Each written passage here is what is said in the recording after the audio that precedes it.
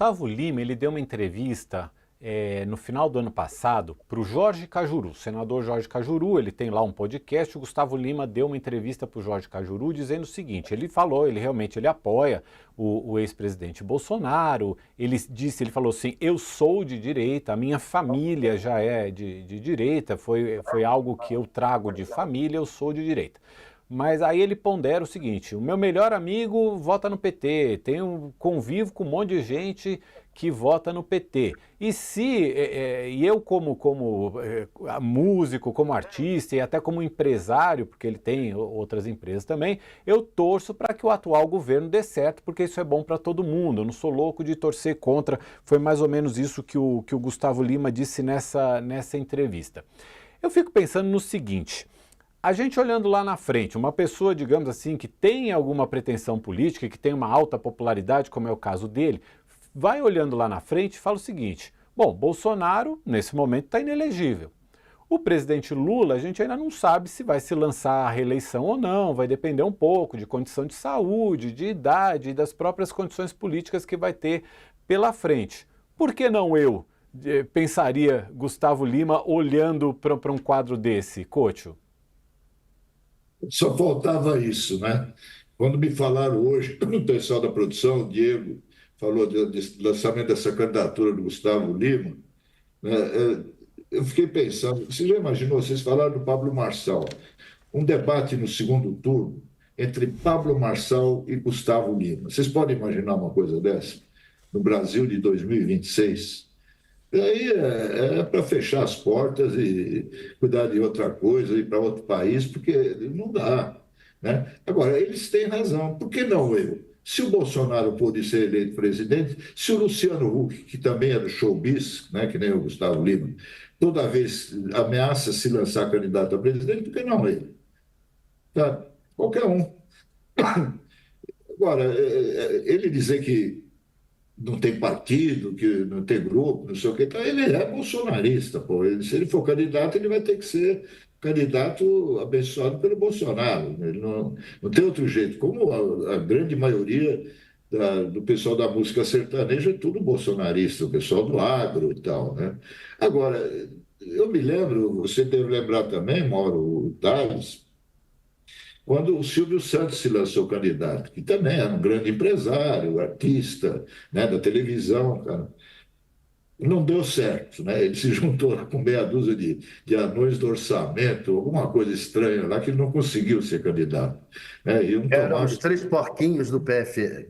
Isso mesmo, bem lembrado, Thales.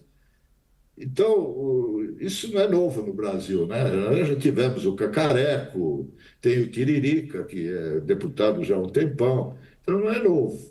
Mas mostra como a política está avacalhada, sabe? Então, mas ô Couto, aí eu lembrei do Silvio Santos hoje também, e me ocorreu o seguinte: toda vez que um outsider tentou entrar, tentou lançar uma candidatura, o sistema deu um jeito de bloquear. Né? O sistema deu um jeito de colocar a sua força, o seu peso ali em cima e impedir. Agora, o que a gente viu esse ano, no ano passado, na eleição para a Prefeitura de São Paulo, com o Pablo Marçal quase chegando no segundo turno. É, a sensação que eu tenho, e não podemos dizer de jeito nenhum que Jair Bolsonaro seja um outsider na política, tá? Isso, então, assim, a eleição de Bolsonaro não significa um outsider. Agora, vendo um Pablo Marçal, por exemplo, o que aconteceu com ele, será que a gente está chegando perto, eventualmente, de ter um Milei, por exemplo, Thales? Olha, deixa eu colocar o que eu penso sobre isso. Eu acho o seguinte: você tem toda a razão de que tem esses outsiders agora com o sistema menos resistente a eles. Por que que o sistema está menos resistente a eles? Nós tivemos aí um recado do mercado, que quando o Lula foi anunciado que o Lula ia ter que fazer nova operação, etc., o mercado voltou, caiu o dólar, o mercado festejou, etc. Quer dizer, o mercado, o sistema, não quer o Lula. Não quer o Lula. Isso está claro. E foi por essa opção do sistema, que o Bolsonaro, que antes era um outsider, antes o Bolsonaro era um sujeito que ninguém levava a menor pé nele, o sistema optou pelo Bolsonaro. Por quê? Porque não queria o PT.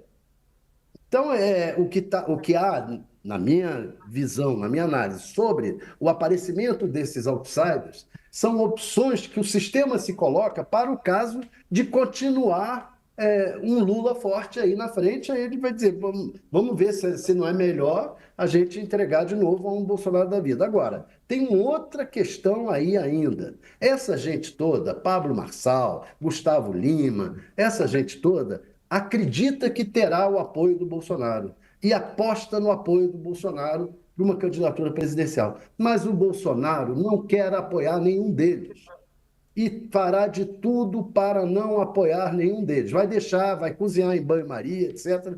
Mas o nome do Bolsonaro para 2026 é o próprio Bolsonaro.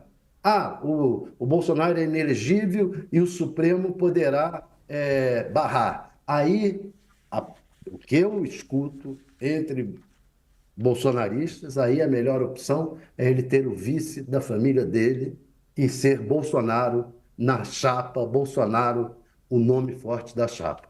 É essa a visão. Ele não pensa em apoiar Gustavo Lima, Pablo Marçal, essa gente vai ser mesmo jogo que ele fez com o Pablo Marçal em São Paulo. Ficou ali no meio do campo, no meio do campo. Foi a contragosto para o Nunes, na verdade não foi. E é o que ele vai fazer com essa gente que pensa que vai ter o apoio dele. Pode ter o apoio, aí sim, você está certo, do sistema, mas não necessariamente do Bolsonaro. Thales, Mauro, posso fazer uma pergunta para o Thales? Claro. Me intriga um pouco essa coisa que você falou, você repetiu aí, o mercado não quer o Lula. Eu ouço isso desde a primeira campanha presidencial em 89, quando o adversário era o Collor. Eu Eles, também. eles votariam em qualquer um, desde que não fosse o Lula nem o Brizola. O Brizola era o outro fantasma da época, né? Mas hoje, por que que o mercado é contra? Eu não consigo entender. Eles nunca ganharam tanto dinheiro. Não sei de nenhum empresário que perdeu dinheiro. Nenhum grande banco deu prejuízo. Qual é o problema? É um problema da origem do Lula e do PT? Ou não é um problema É um econômico? problema das elites brasileiras. As elites brasileiras são possivelmente as elites mais atrasadas do mundo.